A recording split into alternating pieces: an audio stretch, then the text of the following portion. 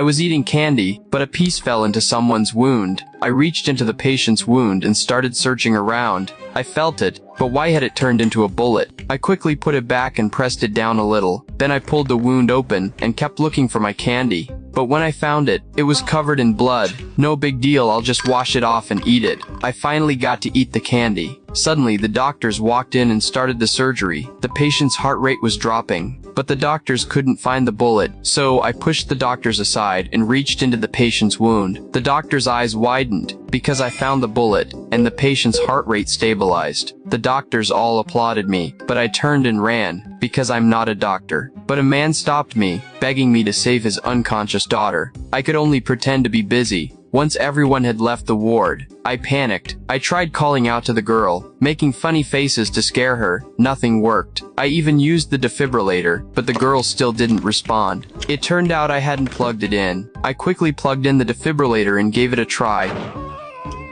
I slammed it hard against the girl's chest. Immediately, she miraculously woke up. To thank me, the girl's father invited me to visit an art museum. I walked up to a famous painting.